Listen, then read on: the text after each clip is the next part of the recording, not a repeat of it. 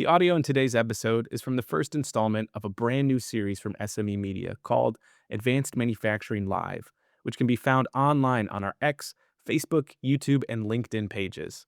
We encourage you to like, follow, and subscribe to stay up to date on all things manufacturing.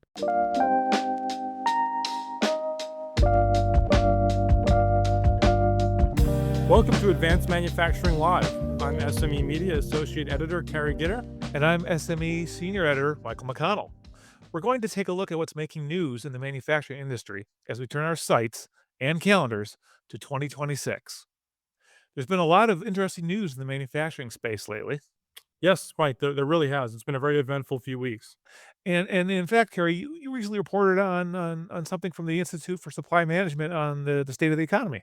Yeah, so this comes as good news because for the last 9 months, actually, the ISM and the Institute for Supply Management manufacturing PMI reports have shown a contraction in the sector, driven by upheaval in trade policies and tariffs, of course, and all that volatility and higher prices for materials has really affected small and mid-sized manufacturers.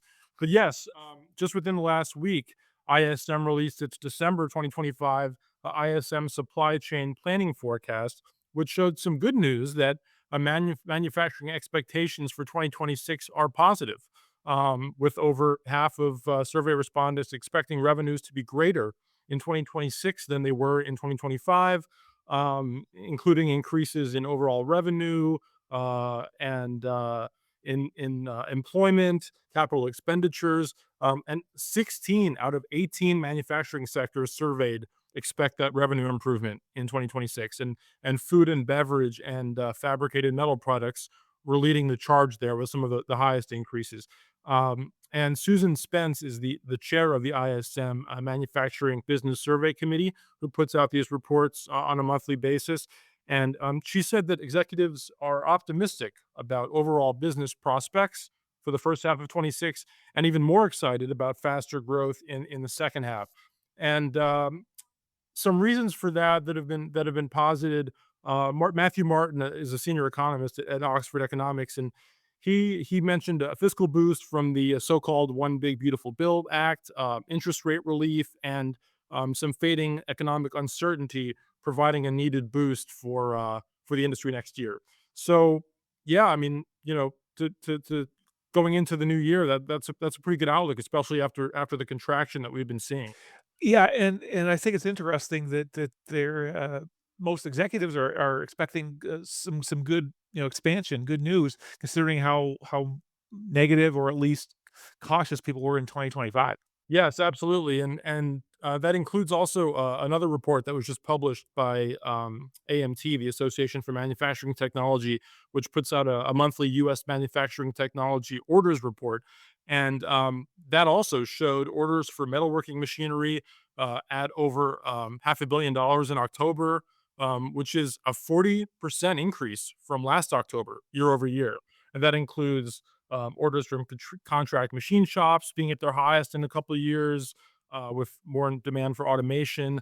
Aerospace manufacturers had their highest order value since March of this year. There's new Pentagon contract announcements that are fueling that, as well as the end of the Boeing workers' strike, which we've both covered recently, and also data centers. The proliferation of data centers are fueling a demand for a power transmission manufacturing as well. So more good news there. And I know, Mike, you also recently saw a report on positive news for the industry. Am I correct?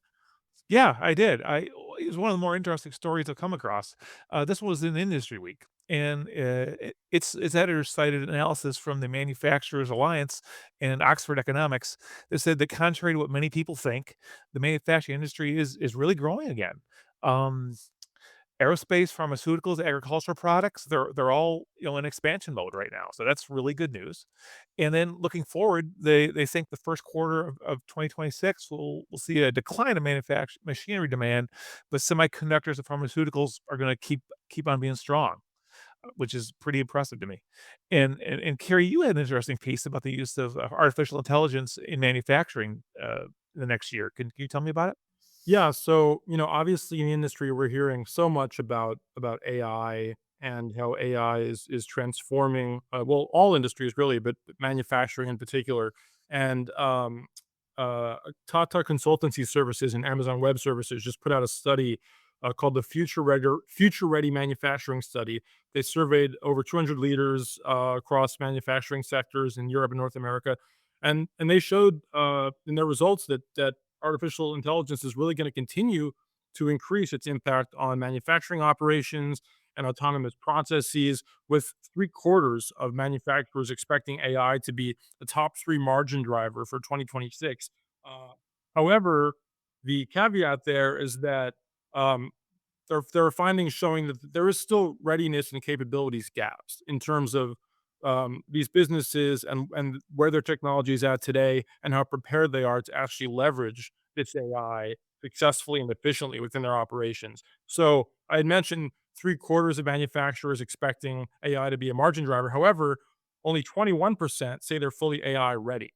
So there's definitely data integration challenges there. Another piece of information from that study was agentic AI, which is AI that can make decisions and perform tasks on its own without human intervention. That's also emerging as a priority capability, particularly in light of the workforce shortage and the fact that a lot of manufacturers, have been struggling to fill positions and fill their factories and their plants, and so agentic AI could present a solution to that with autonomous decision making.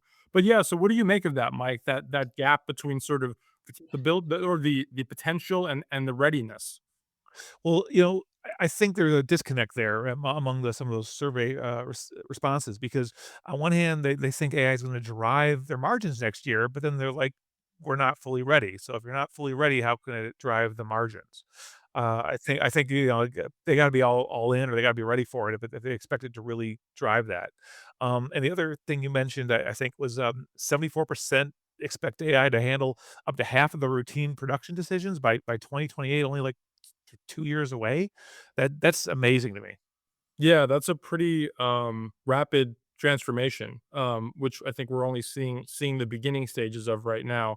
Um, and uh, and they also expect improved real time supply chain visibility from AI, um, meaningful productivity gains from AI led modernization. So there's all these projected benefits, and yet still this unease about how ready they really are for adoption. Yeah, what was it they said, the study said, like, only 30% said they really expect major productivity gains with thanks to the modernization? Yeah, which is interesting. Yeah, it's you'd think that number would be higher based on the other numbers, but yeah, I guess it's a kind of a mix of excitement and uncertainty, about what this technology can really do and whether it's going to be a bubble or.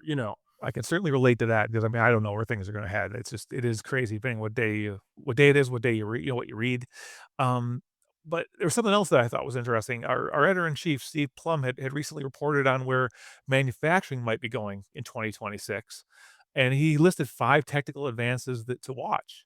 And this ties in well because, hint, these are all related to artificial intelligence.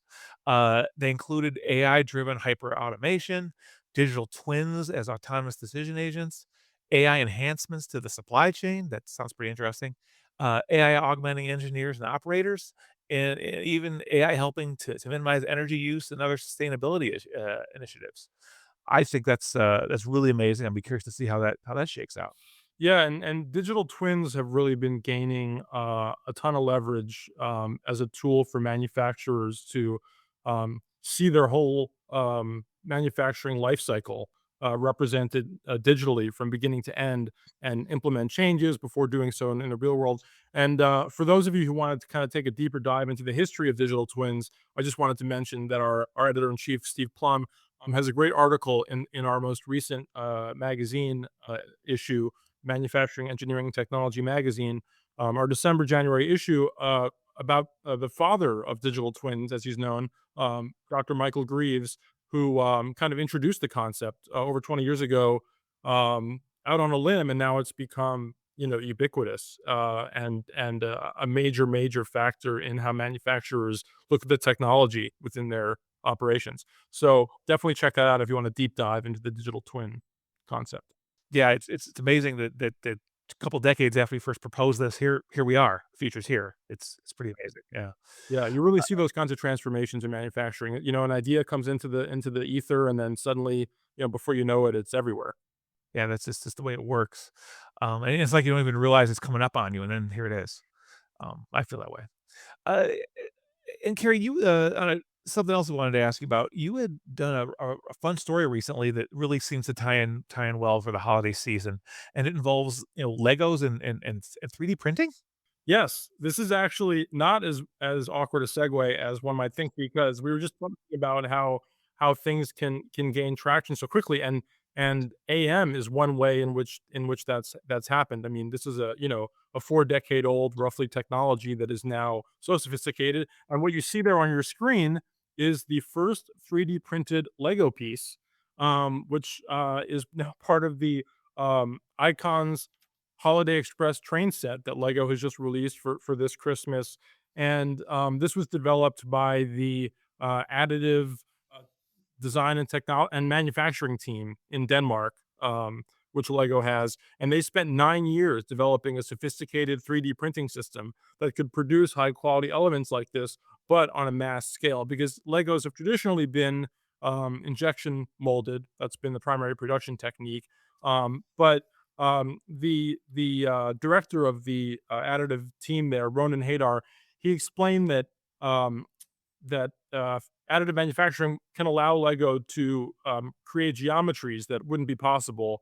For instance, pieces with internal mechanisms. So this Lego piece you see here, it has a puffing chimney and spinning wheels, and apparently Lego's already doubled its 3D printer's output rate there in Denmark, and it wants to really make 3D printed parts not just a novelty, but a standard method for designers that have the same quality as injection molded bricks. And actually, this goes to the larger question of AM, which is it can do these amazing things, but can it do them at scale? You know, and that's what Lego's grappling with here too. I'm gonna be curious to see how that shakes out. It still amazes me that Legos was known for plastic, as you mentioned, forever, and I think back in the day, wooden blocks, and now we're talking about additive manufacturing toys, and, that the fact we're talking about toys and additive manufacturing together is pretty crazy. I never really thought those 2 would go together, at least not right now. Yeah, and the director of the program there, Ronan Hadar, he's actually going to be speaking at the 2026 Additive Manufacturing Users Group Conference, March 15th through 19th in Reno, Nevada. And his presentation is additive manufacturing at scale in consumer goods, the case of the Lego Group. So perhaps the industry can learn something from what a toy manufacturer has done with this technology. Wow. You're mentioning that you're gonna be speaking in Reno, Nevada. We have something else going on, in Las Vegas coming up, don't we?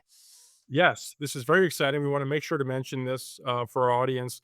SME is thrilled to be bringing about the inaugural Advanced Manufacturing Showcase at CES, the world's largest consumer electronics show. That's going to be at the Las Vegas Convention Center, January 6th through 9th. We've got a dozen co exhibitors, over a dozen speakers lined up, and you can visit us there at the Las Vegas Convention Center's Central Hall booth number 15425, to meet innovators, get the latest on manufacturing technology and its intersection with the consumer electronics world. And to register, you can do that right now. It's ces.tech is the URL. And so this is a brand new thing for SME, and we're very excited to be part of that global show in January. Sounds super exciting. Yes, very, very much so. It's a big deal for us, and should be a big deal for CES as well. Well, that about wraps up our episode, so I wanna thank you all for watching, and I'm SME Senior Editor Michael McConnell. Yes, thank you so much for tuning in, everyone. I am Associate Editor Carrie Gitter, and thank you for watching the first episode of Advanced Manufacturing Live.